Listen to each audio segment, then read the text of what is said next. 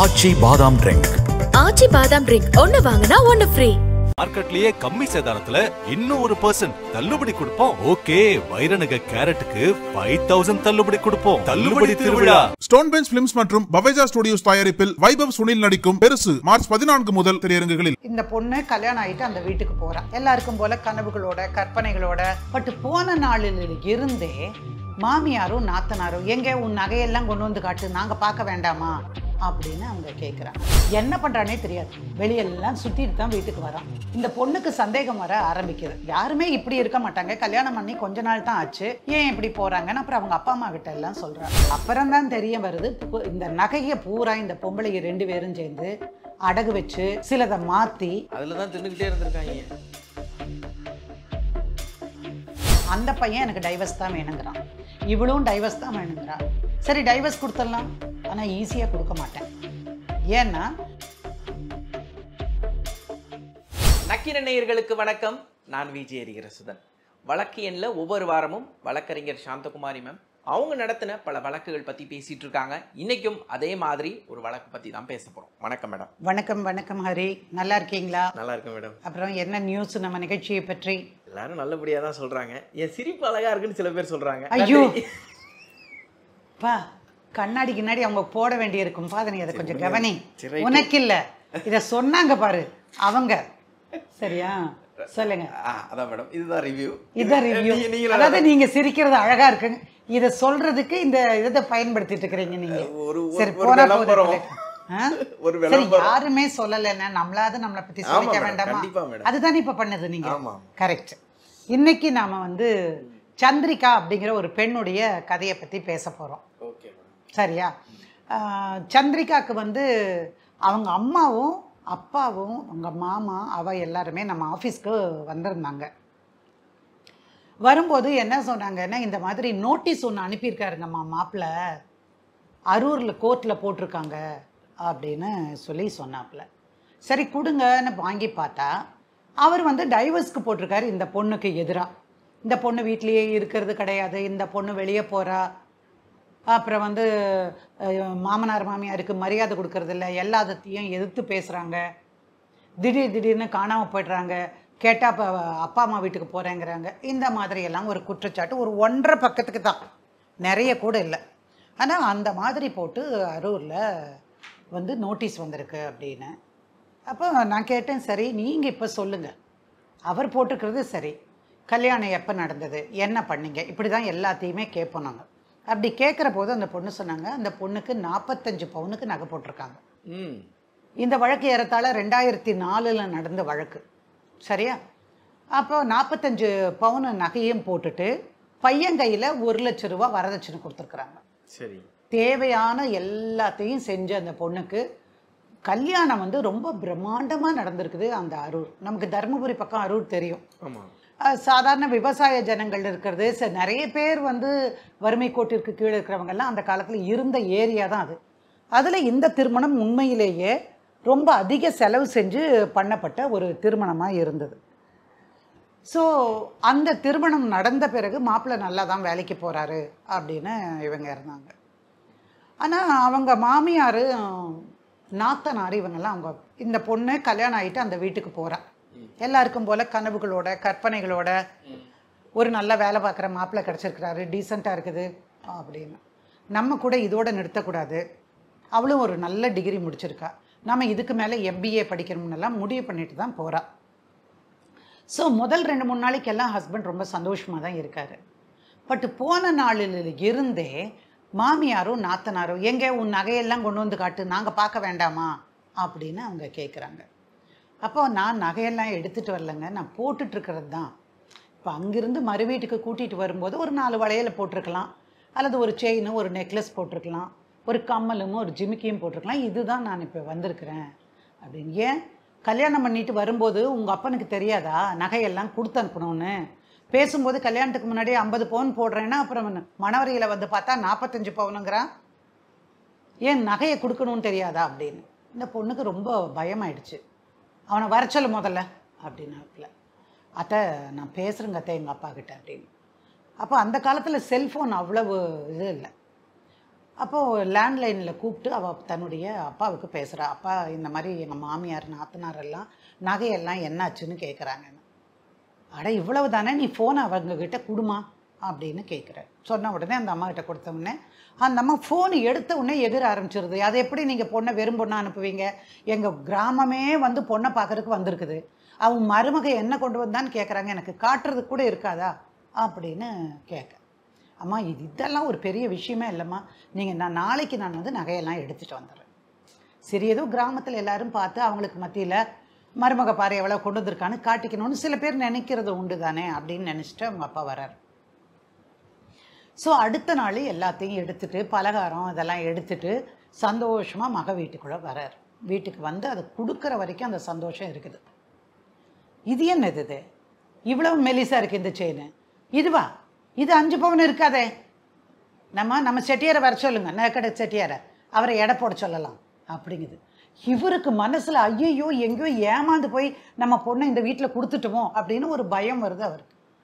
அப்புறம் இல்லைங்கம்மா, நீங்கள் எல்லாமே எடை போட்டு கூட பார்க்கலாம், இல்லை நான் வேணாலும் ஆசாரி யாராவது வேணால், அதை நகை செய்கிற ஆசாரின்னு சொல்லுவாங்க, நான் ஜாதியே சொல்லலை, அந்த மாதிரி இருக்கிறவங்கள நான் கூட்டிகிட்டு வரேன், கூட்டிகிட்டு வந்து நம்ம பார்க்கலாம். நீ என்ன கூட்டிகிட்டு வர்றது, அதெல்லாம் நாங்கள் பார்த்துப்போம் சரின்னு சொல்லி எங்கள் அவங்க மக பக்கத்தில் உட்காந்துட்டா. இந்த அம்மா இதுக்கு இத்தனை போனால் அவங்களே ஒரு கணக்கு எழுதுறாங்க. அது என்ன கணக்குன்னு நீங்கள் 45 கொடுத்தீங்க, நான் உங்ககிட்ட 50 தானே கேட்டேன், நீங்கள் 50 போடுறேன்னு தானே சொன்னீங்க. அவர் சொல்கிறார், இல்லைம்மா 50 தான் போடணும்னு நினச்சோம், பட் இப்போ வந்து கல்யாண செலவுக, துணிமணி எடுக்கிறது, சொந்தக்காரருக்கு எடுக்கிறது, இந்த மாதிரி நிறைய இருந்ததுனாலையும், ரெண்டாவது மாப்பிள்ளைக்கும் நாங்கள் வந்து ஒரு பிரேஸ்லெட்டும் ஒரு செயினும் போட்டிருக்கிறோம், அதை சேர்த்தனாலே 50 வருது இல்லை அப்படின்னு தான் நானும் விட்டேம்மா. நீங்கள் ஒன்றும் மனசு சங்கடப்படாதீங்க, அடுத்து வர்ற பண்டிகையில் நான் கட்டாயமாக நான் உங்களுக்கு அந்த 5 பவுன் கொடுத்துட்றேன், எனக்கு இருக்கிறது ஒரு பொண்ணு, இதை விட்டு நான் யாருக்கு கொடுக்க போகிறேன் அப்படின்னு. அப்புறம் எதை வந்திருக்கிறீங்க, எதை காஃபி கீஃபி சாப்பிட்டுட்டு போங்க அப்படின்னு. இவளுக்கா மனசு பதறது, முதல் தடவையாக எங்கள் அப்பா எங்கள் வீட்டுக்கு வந்திருக்கிறாரு, அவரை சாப்பிடக்கூட சொல்லாமல் அனுப்புகிறாங்களே அப்படின்னு இருக்குது. அப்புறம் இவர் மாமியாரையும் இதையும் பார்த்து புரிஞ்சுக்கிட்டாரு, ஓ சரியான கெட்டியான இடத்துல தான் வந்து நம்ம பொண்ணு மாட்டிக்கிட்டா அப்படின்னு நினச்சிட்டு, இல்லைம்மா இப்போ வர வழியில் தான் சாப்பிட்டுட்டு வந்தேன், எனக்கு சாப்பாடெல்லாம் ஒன்றும் வேண்டாம் அப்படின்னு. அம்மா அந்த காஃபி வச்சு கொடுனாங்க, காஃபியை கொடுத்தாங்க, குடிச்சிட்டு வந்துட்டார். ஸோ இப்படித்தான் அந்த கதையே ஆரம்பிக்குது. அப்புறம் எப்போ பார்த்தாலும் நீ வந்து ஒரு போய் உங்கள் அப்பா வீட்டில் வாங்கிட்டு வா, பணம் வாங்கிட்டு வா, நாங்கள் 5 லட்சம் வந்து வரதட்சணை கேட்டோம், உங்கள் அப்பா 1 லட்சம் தான் கொடுத்தாரு, நாங்கள் எங்கள் பையனுக்கு இருக்கிற அந்தஸ்துக்கு, எங்கள் பையனுக்கு இருக்கிற அழகுக்கு, எங்கள் ஊரில் எங்களுக்கு இருக்கக்கூடிய செல்வாக்குக்கு இதை விட பெரிய இடத்துல எல்லாம் எங்களுக்கு வந்திருக்கோம், பையன்தான் பொண்ணை பார்த்துக்கிட்டு இல்லைம்மா இந்த பொண்ணே போதும்னு சொல்லிட்டான், அதனால தான் நாங்கள் எதுவுமே சொல்ல முடியாமல் போயிடுச்சு அப்படின்னு. அப்போ அத்தை நான் எங்கள் அப்பா கிட்ட சொல்கிறேன், அது எதுக்கு நீ சொல்கிற, கொண்டா ஃபோனை கொண்டா அப்படின்னு அந்த லேண்ட்லைனில் கூப்பிடுது. ஏன் 1 லட்சம் தான் உங்களால் வர முடியுமா, உங்களுக்கு சொந்த வீட்டுக்கு மாப்பிள்ளை வேணும், நல்லா படித்த மாப்பிள்ளை வேணும், எம்என்சி கம்பெனியில் வேலை செய்கிறவனா வேணும், ஆனால் உங்களுக்கு கொடுக்க முடியாதா அப்படின்னு. அப்புறம் அந்தம்மா சம்மதியமாக நீங்கள் அதெல்லாம் கோவிச்சுக்காதீங்க, நாளைக்கு என்ன இருக்குதோ அதெல்லாம் வந்து என் மகளுக்கு தானே நான் தரப்போகிறேன், அப்போ எழுதி வைங்க அதை அப்படின்னு அவர் கேட்க. சரிங்க நான் சம்மதியமாக நான் பண்ணுறேன், எப்போ சரியான நேரம் வரட்டும், இப்போ கல்யாணத்துக்கு நான் கடன் உடனெல்லாம் வாங்கி தான் இது எல்லாத்துமே செஞ்சுருக்கிறேன், கொஞ்சம் நாள் பொறுத்து நான் செய்கிறேன், நல்லதனமாக தான் அவர் சொல்லியிருக்கார். இவர் என்ன பண்ணுறாரு, வேலைக்கு போயிட்டு இருந்த மாப்பிள்ளை இப்போ அவர் ஒரு தோரணை, எனக்கு இங்கே இருக்க பிடிக்கல, அரூர் வேண்டாம் சார், நம்ம சென்னையில் போய் இருக்கலாம். சரி சென்னையில் வந்து இருக்காங்க, சென்னையில் வந்து இருக்கும்போது நம்ம அந்த ஊரில் இருக்கிற மாதிரி இருக்க முடியாது, ஒரு சின்ன வீடு அவ்வளவுதான் பண்ண முடியும். உங்கள் அப்பாவை ஒரு நல்ல வீடு எடுத்து கொடுக்க சொல்ல தெரியாது உனக்கு, மக மேலே அவ்வளோ பாசம்ங்கிறார்ல, நல்ல வீடு எடுத்து கொடுக்க சொல்லு, நல்ல வீடாக இருந்தால் நம்ம சந்தோஷமாக இருக்கலாம் இல்லை. சரிங்க, ஆனால் அவள் சொல்லலை, எத்தனை தான் சொல்லுவாள், அவளுக்கே ஐயோ நம்ம அப்பா அம்மா எவ்வளோ கஷ்டப்பட்டு நமக்கு இது செஞ்சுருக்காங்கன்னு தெரியும். ஸோ இந்த பிரச்சனை தொடர்ந்துகிட்டே இருக்குது. அப்புறம் ஏனுங்க வேலைக்கு போகலையா அப்படின்னு கேட்குறேன். ஆனால் வேலைக்கு போகலை. ஏன்னா இல்லை எனக்கு இன்றைக்கி போகிறதுக்கே மூடு இல்லை. சரி அப்புறம் 4 நாள் கழித்து கேட்குறேன், வேலைக்கு ஏதோ போகாமலே இருக்கிறீங்களே சென்னைக்கு வந்ததுலேருந்து, எனக்கு அவனை பிடிக்கவே இல்லை அந்த மேனேஜரை, அவன் உள்ள நுழையாதுக்கு முன்னாடி இருக்கான், பெரிய கலெக்டர் மாதிரி அவன் பேசுகிறான், நாங்கள்லாம் எனக்கு பட்டிக்காட்டில் இருந்தால் வந்திருக்கிறோம் அப்படின்லாம் பேசுகிறான். சரி அதுக்கப்புறம் இவள் வந்து விடாமல் நச்சுறா, நீங்கள் வேலைக்கு போகணும், நாளைக்கு இதுக்கு வாடகை கொடுக்கணும், அதெல்லாம் இருக்குது, நம்ம வாழ்க்கையை நம்ம பார்க்கணும் இல்லையா. இவள் நச்சு தாங்காமல் இருக்கும்போதே இவளுடைய மாமமாரெல்லாம் வராங்க வீட்டுக்கு வந்து பார்த்துட்டு மாப்பிள்ளையை பார்த்து சந்தோஷமாக பேசிட்டு நல்லா இருக்கீங்களாமான்னு எல்லாம் கேட்டுட்டு அப்புறம் மாப்பிள்ளை என்ன பண்ணிட்டு இருக்கிறீங்க என்னென்னலாம் கேட்குறாங்க. இல்லைங்க இந்த கம்பெனியில் ஒன்றும் சரியில்லைங்க, இதில் வருமானம் அதிகம் வர மாதிரி தெரியலை, அதனால் நான் வந்து பெங்களூருக்கு போகிறான்னு இருக்கேன். ஓ அடுத்தாங்க.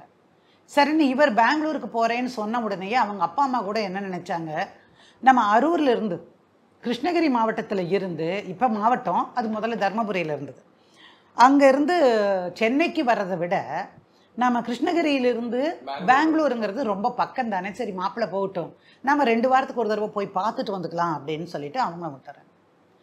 அப்புறம் இந்த பையன் பெங்களூருக்கு போகிறான். பெங்களூர்லேயும் இந்த பொண்ணோட ஒழுங்காக குடித்தனம் பண்ணுறது கிடையாது, என்ன பண்ணுறானே தெரியாது, வெளியெல்லாம் சுற்றிட்டு தான் வீட்டுக்கு வரான். இந்த பொண்ணுக்கு சந்தேகம் வர ஆரம்பிக்குது. யாருமே இப்படி இருக்க மாட்டாங்க, கல்யாணம் பண்ணி கொஞ்ச நாள் தான் ஆச்சு, ஏன் இப்படி போகிறாங்கன்னு அப்புறம் அவங்க அப்பா அம்மா கிட்ட எல்லாம் சொல்கிறா. அப்போ அவங்க அப்பா அம்மா உங்கள் மாமியார்கிட்ட பேச முடியாதம்மா என்னால் அப்படின்னு மாமன்மாரை அனுப்பி வச்சு போய் பேசுகிறாங்க. இந்த மாதிரி ரொம்ப நேரம் கழித்து வராரு, ராத்திரி 1 மணிக்கு 2 மணிக்கெல்லாம் வர்றாங்க, புள்ள ஒத்தையில் இருக்கா, அவங்க கிராமத்தில் பழகினவங்க அப்படித்தானே சொல்லுவாங்க அப்படின்னோடனே, ஆமாம் பெரிய ரம்பா இவளை தூக்கிட்டு போயிடுறாங்களா அப்படின்னு அந்த அம்மா சொல்லுது. அப்புறம் இல்லை நீங்கள் கொஞ்சம் சொல்லுங்கள் அப்படின்னு. அப்புறம் அவன் என்ன சொல்கிறான், நீ என்ன இங்கேயே என்னை இருக்க விட மாட்டியா, எங்கேயுமே இருக்க விட மாட்டியா அப்படின்னு, எனக்கு இந்த வேலையும் வேண்டாம், நான் ஊருக்கே போகிறேன், எங்கள் ஊருக்கே போகிறேன் அப்படின்னு சொல்லி கிருஷ்ணகிரியிலே அங்கே போகிறேன். இப்போ உன்னை எதுக்காக கல்யாணம் பண்ணாங்க, நீ படித்தவன், நல்ல கம்பெனியில் வேலைக்கு போகிற, அதனால் நீ கேட்டதை கொடுக்கணும்னு 45 பவுன் ப்ளஸ் 5 50 பவுனை போட்டு உனக்கு வரதட்சணையும் கொடுத்து இத்தனையும் பண்ணியிருக்காங்க. சரின்னு கேட்க தான் மறுபடியும் இப்படி பண்ணுறீங்களே எப்படிமா சரியாக இருக்குமா, நான் என் பொண்ணை இதை நம்பித்தானே நான் கொடுத்தேன். அப்புறம் கேட்கும்போது இவ சொல்கிறா, அப்பா எனக்கு வந்து இங்கே பக்கத்தில் ஏதாவது விசேஷம்னா கூட ஒரு நகை கூட எனக்கு கொடுக்க மாட்டேங்கிறாங்க அப்படின்னு சொல்கிறேன். அப்போது எங்கள் ஊரில் ஒரு கல்யாணம் வந்திருக்குதுங்க, நான் பொண்ணை கூட்டிகிட்டு போகணும், கொஞ்சம் போகும்போது நகையெல்லாம் போட்டு அனுப்புங்கம்மா அப்படின்னு. ஏன் இப்படி போனால் பத்தாதா, என்ன வெறும் அரூர் தானே அப்படிங்கிற அந்த அம்மா. இல்லைங்க எங்களுக்குள்ளார வந்து அவ்வளவு நல்லா கல்யாணம் பண்ணிவிட்டு ஒரு கல்யாண வீட்டுக்கு போகும்போது ஒன்றுமே இல்லாமல் போக முடியாது, தெரியல அவள் புருஷனை போய் நீங்கள் கேளுங்க அப்படிங்கிறாங்க. அப்புறம்தான் தெரிய வருது, இந்த நகையை பூரா இந்த பொம்பளைங்க 2 பேரும் சேர்ந்து அடகு வச்சு சிலதை மாற்றி அதில் தான் தின்னுக்கிட்டே இருந்திருக்காங்க. தின்னுக்கிட்டு இருந்தாங்களோ இல்லையோ எனக்கு தெரியலை, ஆனால் இதெல்லாம் அடகு வச்சுருக்காங்க. ஸோ இதெல்லாம் பார்த்தோன்னே அந்த பொண்ணுக்கு ரொம்ப வருத்தமாயிடுது. அவளுக்கு என்ன பண்ணுறதுன்னு தெரியல, சண்டை போடுற பொண்ணும் இல்லை, அவள் என்ன பண்ணுறா, வாழ்க்கை சூளமேட்லேயும் நல்லா இல்லை, பெங்களூர்லேயும் நல்லா இல்லை, அதனால் இங்கே வந்தாவது இருக்கலாம்னு பார்த்தாக்கா இங்கேயும் இருக்கிற நிலவரம் சரியா இல்லை. 2 பேரும் ஒரு வேலைக்காரி மாதிரி இவளை ட்ரீட் பண்ணுறாங்க. இவ செல்லமாக இருந்த ஒரே பொண்ணு. சரின்னா நான் எங்கள் அப்பா அம்மா வீட்டுக்கு போகிறேன் அப்படின்னு அந்த ஊருக்கு கூட்டிகிட்டு போயிடுறாங்க அப்பா அம்மா. அந்த ஊரில் இருக்கக்கூடிய இவங்க சாதி சனத்தில் பெரிய தலைவர்களை வச்சு பேசுகிறாங்க, இந்த மாதிரி என்ன பண்ணலாம் ஏது அப்படிங்கும்போது தான் அவங்க சொல்கிறாங்க, நாங்கள் போகிறோம், போய் உங்கள் சம்மந்தி வீட்டில் உட்காந்து கேட்குறோம், நகையெல்லாம் எடுத்து வைங்க அப்படின்னு கேட்குறோம் அப்படிங்கிறாங்க. சரி போய் கேட்குறேன், நீங்கள் யார் என் வீட்டில் வந்து உட்கார்றதுக்கு, யார் நீங்கள், நான் உங்களை பார்த்ததே கிடையாது, உங்களுக்கு நான் பதில் சொல்ல வேண்டிய அவசியம் இல்லை, எப்போ நகையை எங்ககிட்ட கொடுத்தாங்களோ அது எங்கள் நகை, பொண்ணை கொடுத்துட்டீங்களே தெரியல. ஆமாம், அப்புறம் அதனால் எங்கள் நகை, அதை கேட்கறதுக்கு உங்களுக்கு ஒன்றுமே இல்லை. இப்போது ஊரில் பெரிய மனுஷனாக சமுதாய தலைவர்களாக இருக்கிறவங்கள இப்படி பேசினா அவங்க சும்மா விடுவாங்களா? அவங்க என்ன பண்ணியிருக்காங்க, நேராக போய் இந்த பொண்ணை கூப்பிட்டுட்டு போய் கம்ப்ளைண்ட் கொடுக்க சொல்லிட்டாங்க. லிஸ்ட்டு படி எல்லா நகையும் போட்டு அந்த ஊரில் எது எதுக்கெல்லாம் பில் இருக்குதோ அதையெல்லாம் வச்சு இவங்க தட்டில் வச்சு பணம் கொடுக்குறாங்க 1 லட்ச ரூபா, அதெல்லாம் ஃபோட்டோ எடுப்பாங்க தானே, கிராமத்தில் இருந்து இருக்கும்போது இது பெரிய விஷயம் கல்யாணம்ல அது. ஆமாம், அதனால் அதை அத்தனை எடுத்துகிட்டு போய் கொடுத்து ஒரு கம்ப்ளைண்ட்டை கொடுக்குறாங்க. கம்ப்ளைண்ட்டை கொடுத்த உடனே இந்த பையனுக்கு பயம் வந்துடுது, என்னடா பண்ணுறதுன்னு தெரியல. அதனால் வந்து அரூரில் இவன் மேலே டைவர்ஸ் கேஸ் போடுறான். இப்போ டைவர்ஸ் கேஸு போட்டாச்சு. அப்போ தான் என்கிட்ட வந்து பேசுகிறாங்க, தெரிஞ்சவங்க கிருஷ்ணகிரி ஆளுங்க வந்து கூட்டிகிட்டு வந்தாங்க. சரிம்மா இதுக்கெல்லாம் நீ பயப்படாத, உனக்கு என்ன வேணும் நீ சொல்லு. மேடம் அதெல்லாம் இல்லை மேடம், எங்கள் அப்பா அம்மா அத்தனை கஷ்டப்பட்டு எனக்கு கல்யாணம் பண்ணி கொடுத்துருக்காங்க, நான் ஏன் மேடம் டைவர்ஸ் பண்ணிட்டு வரணும், எனக்கு வந்து மரியாதையான வாழ்க்கை தான் எனக்கு வேணும், எங்கள் அப்பா அம்மாவுக்கு சிரமம் இருக்கக்கூடாது, அதனால் நான் சேர்ந்து வாழத்தான் விரும்புகிறேன். ஏம்மா அவன் இவ்வளவு அநியாயம் பண்ணியிருக்கான், உங்ககிட்ட நல்லாவும் இருக்கல, மாமனார் மாமியாரும் நாத்தனாரும் அவ்வளோ கொடுமைக்காரியாக இருக்குங்களே அப்படின்னு கேட்குறா. இல்லைங்க நான் சேர்ந்து தான் வாழணும். அவங்க அப்பாவும் சொல்லிட்டாங்க, எங்கள் ஊர்ல எல்லாம் வந்து இப்படியெல்லாம் 2 நாளைக்கு ஒரு கல்யாணம் நடக்கிறதெல்லாம் இல்லைங்க. நாங்கள் வாழ்கிறதுக்காகத்தான், ஆயிரங்காலத்து பயிர் வாழ்கிறதுக்காக தான் நாங்கள் கொடுத்துருக்கோம். சரின்னு என்ன பண்ணினோம், நானே இங்கேயே எழுதி என்னென்ன காரணங்களுக்காக என்னென்ன நடந்ததுங்கிறது இது அத்தனையும் நாங்கள் எழுதி அங்கே போய் போட்டு அதில் என்ன பண்ணினோம், கவுண்டர் கிளைம்னு போடலாம். அவர் விவாகரத்து கேட்குறார், விவாகரத்து கேட்குற பெட்டிஷனுக்கு எதிர்வாதம் போடுறோம் நாங்கள். அதுலேயே நாங்கள் சேர்ந்து வாழணும் அப்படின்னு கவுண்டராக ஒரு கிளைம் கேட்குறோம். அந்த மாதிரி அதை நாங்கள் போடுறோம். போட்டு ஒரு 2வது வாய்தாலேயே அவன் வர்றதில்லை. ஏன், இந்த பொண்ணு போய் மாவட்ட டவுரி ப்ரொஹிபிஷன் ஆஃபீஸர்கிட்ட புகார் கொடுத்துருக்குது. விசாரணைக்கு அங்கே கூப்பிடுறாங்க. இவன் நம்ம மாட்டிக்கணும், ஆளே காணாமல் போயிடுறான்.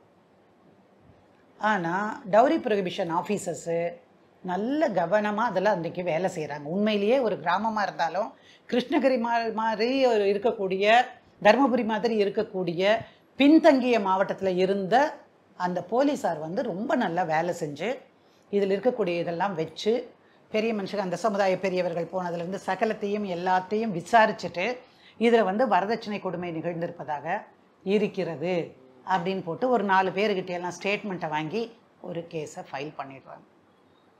இதெல்லாம் ஃபைல் பண்ணுறதுக்குள்ளே வருஷம் போயிடுது, ஒரு 3 வருஷம் போயிடுது. எதுவுமே அவ்வளோ சீக்கிரத்தில் நடக்காது கோர்ட்டுன்னு போனான். அப்போ அவன் கோர்ட்டுக்கு வரான். இப்போது அந்த பொண்ணு என்ன பண்ணுவா, கோர்ட்டுக்கு அந்த பொண்ணு வரும்போதெல்லாம் மாமியாரும் நாத்தனாரும் அவங்கள சேர்ந்தவங்களும் கரிச்சு கொட்டிட்டு, ஆமாம் கரிச்சு கொட்டுறதுல வாய்க்கு வந்தபடியெல்லாம் பேசுகிறாங்க. ஸோ இவளுக்கு சுத்தமாக போயிடுது. அந்த ஆள் ஒரு 2 தடவை பார்க்கும்போது கூட காரி திப்பி நீ எல்லாம் ஒரு பொண்டாட்டியா அப்படின்னெல்லாம் கேட்டுடுறான். அப்புறம் திரும்ப என்கிட்ட வராவும். திரும்ப மேடம் எனக்கு இதுக்கு மேலே என்னால் அந்த ஆளோட வாழ முடியும்னு எனக்கு தோணலை மேடம் அப்படின்னு சொல்கிறான். அப்புறம் நான் சொன்னேன், நீ அரூரில் கம்ப்ளைண்ட் கொடுத்துருக்கேல்லம்மா, அதனால் அவங்களுக்கு கோபமாக இருக்குது, நீ சொல்லு, ஏதாவது பண்ணணும்னா சொல்லு. ஏதாவதுன்னா என்ன மேடம் பண்ணலாம், வரதட்சணை வழக்கு இருக்கும்போதே நாங்கள் 2 பேரும் சமாதானமாக போயிடுறோம் அப்படின்னு எழுதி கொடுத்துட்டு நான் நகைகளை எல்லாம் பெற்றுக்கொண்டேன்னு நீ எழுதி கொடுக்கறதாக இருந்தால் அந்த ஆள் வெளியே வர முடியும். அதுக்கு ஏதாவது ஒரு வாய்ப்பு இருக்கக்கூடும். அதை காம்பவுண்ட் பண்ணணும். ஒரு அஃபென்ஸை ஒன்றிலிருந்து பிரித்து எடுத்து அந்த மாதிரி பண்ணுறதுக்கு வாய்ப்பு இருக்குது. ஆனால் ரொம்ப கெடுபடியாக இருந்த காலம்தான் அது. அதை அப்படி சொன்னோன்னே இல்லை மேடம், இனி போனாலும் அந்த வீட்டில் எனக்கு நிம்மதியான வாழ்க்கை இருக்காது. புருஷனுக்கு என்ன பிடிக்காமல் போயிடுச்சு. இதெல்லாம் மாமியார், அத்தனார், அந்த ஊர்க்காரவங்க பாருங்கள் என்ன சொல்லுவாங்க, இன்னாருடைய மருமக வந்தால் இந்த மாதிரி நடந்துருச்சு அப்படின்னு சொல்லுவாங்க. எனக்கு வேண்டாம். ஆனால் எனக்கு அந்த ஊருக்கு போக எனக்கு பிடிக்கல மேடம், நான் போக மாட்டேன். சரிவா, ஆமாம் சூளமேட்டில் குடியிருந்தில்ல நீயே, கடைசி அங்கே இருந்தீங்கல்ல, அந்த வீட்டு அட்ரஸில் ஏதாவது இருக்குதா அப்படின்னு கேட்டு கேஸ் வாங்கியிருக்காங்க அந்த வாடகை வீட்டில். ஸோ கேஸ் சிலிண்டருடைய அந்த ரசீது இருக்கும், இந்த வீட்டுக்கு இன்னாருக்குன்னு வந்திருக்கும். இவளும் அவனும் இருந்தது. அப்போ அந்த சமயத்தில் மாதத்தில் நாள் தள்ளி போயிருக்குன்னு சொல்லிட்டு இந்த பொண்ணை போய் ஒரு டாக்டர்கிட்ட காட்டணும்னு போயிருக்கிறாங்க. அவங்க போனது என்னன்னு பிரைமரி ஹெல்த் சென்டர் அங்கே இருக்கிறதுல போயிருக்காங்க. ஸோ அது கவர்மெண்ட்டுனுடையது. அங்கே போகும்போது இந்த இடத்துல புருஷன் பேர் என்ன, பொண்டாட்டி பேர் என்ன, அட்ரஸ் என்ன, வயசு என்ன, எவ்வளோ நாள் தள்ளி போச்சு, இதெல்லாம் எழுதியிருக்காங்க. இந்த 2ம் கைக்கு கிடச்சது. நீ அங்கே போகவே வேண்டாம், மாசமான ஒரு தடவை இங்கே வா, நம்ம பார்த்துக்கலாம் அப்படின்னு சொல்லிட்டு இங்கே நாங்கள் போட்டோம். இதுக்கு நடுவில் அந்த கேஸ் என்னாச்சு, அவன் வராமலே போய் யார், அது எக்ஸ்பார்ட்டி ஆயிடுச்சு. எக்ஸ்பார்ட்டி இல்லை, டிஸ்மிஸ் ஃபார் டிஃபால்ட்டுன்னு சொல்லுவோம். அவன் தானே கேஸ் போட்டான், அவனே வரலைன்னா டிஸ்மிஸ் பண்ணிட்டாங்க அந்த கேஸ். ஸோ அவன் டைவர்ஸ் போட்டல, அவன் போட்ட காரணங்களுக்காக டைவர்ஸும் கிடைக்கல. இங்கே நாங்கள் இது நடந்த சம்பவங்களை எல்லாம் போட்டு இங்கே போட்டதுக்கு அப்புறம்தான் விசாரணைக்கு வரணும். முதல்ல ஒரு 2 தடவை வந்தாப்புல, ஆனால் வாழ்வதற்கான வாய்ப்பே இல்லை. கேஸாக நடத்தி ரொம்ப நாள் வேண்டான்னு சொல்லிட்டு இந்த வழக்கை மீடியேஷனுக்கு அனுப்புங்க அப்படின்னு நாங்கள் சொன்னோம். அப்புறம் மீடியேஷனில் போய் பேசும்போது என்ன தான் வேணும் அப்படின்னு கேட்குறாங்க. அந்த பையன் எனக்கு டைவர்ஸ் தான் வேணுங்கிறான், இவளும் டைவர்ஸ் தான் வேணுங்கிறா. சரி டைவர்ஸ் கொடுத்துடலாம், ஆனால் ஈஸியாக கொடுக்க மாட்டேன்.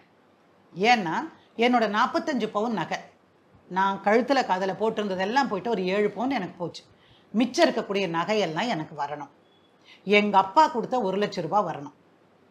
அது மட்டும் இல்லாமல் 3 இடத்துல வீடு மாறுறதுக்கு இங்கே அங்கேன்னு வச்சுக்கிறார்.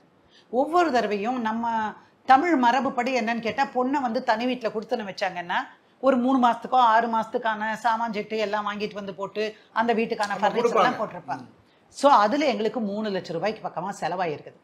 அதை எங்களுக்கு கொடுக்கணும் அப்படின்னு ஒரு பட்டியல் போட்டு இன்னென்னலாம் இருக்குது. எனக்கு வெள்ளி பாத்திரம் இவ்வளோ கொடுத்துருக்காங்க, 2 குத்து விளக்கு, தட்டு, பூஜை பாத்திரம் அப்படின்னு ஏதாவது ஒன்று இருக்கும். இதெல்லாம் போட்டு கொடுக்குறாங்க. இப்போது அந்த ஆளுக கொடுத்தாக்கணும்.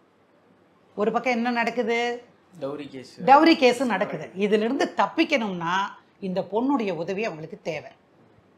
அதனால அவங்க சொல்லியே அனுப்பிடுறாங்க பப்ளிக் ப்ராசிக்யூட்டர், நீங்கள் வந்து எல்லாம் செட்டில் பண்ணிவிட்டு 2 பேரும் வந்து கோர்ட்டில் நின்று நாங்கள் சமாதானமாக போகிறோம்னு சொன்னீங்கன்னா அதுக்கப்புறம் என்ன பெட்டிஷன் போடணுமோ உரிய மனு போட்டு நான் உங்களை ரிலீஸ் பண்ணவோ எது பண்ணவோ முடியும்.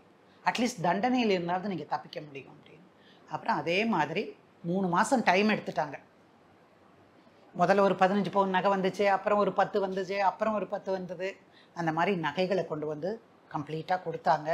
இவருடைய வெள்ளி பாத்திரங்களை எல்லாம் கொடுத்து அவங்க ஊருக்கே அனுப்பிட்டாங்க, இவங்க இருக்கிற அப்பா அம்மா வீட்டுக்கு.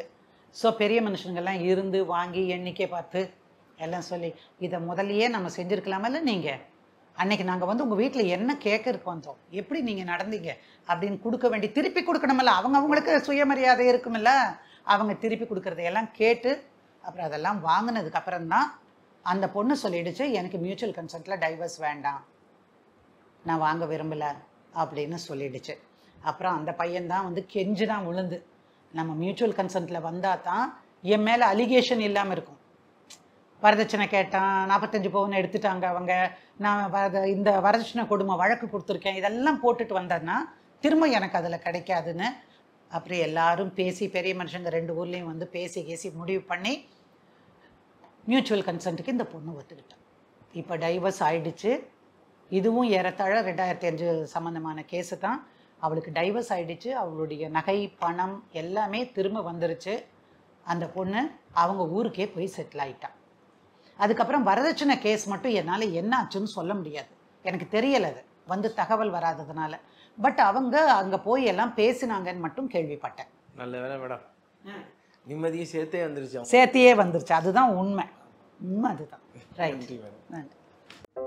நக்கீரன் டிவிக்கு சப்ஸ்கிரைப் செய்யுங்கள். உங்கள் ஆதரவே எங்கள் பலம். ஆசிரியர்களுக்கு நண்பனாகவும் மாணவர்களுக்கு ஆசானாகவும் திகழும் தேர்வு வழிகாட்டி. ஒவ்வொரு பாடத்திற்கும் அனுபவமிக்க ஆசிரியர்களின் துல்லியமான தெளிவான விடைகள். CNC இருக்கு, தேர்வு பயம் எதற்கு? இது தீரன் பப்ளிஷிங் ஹவுஸ் விற்பனை வெளியீடு.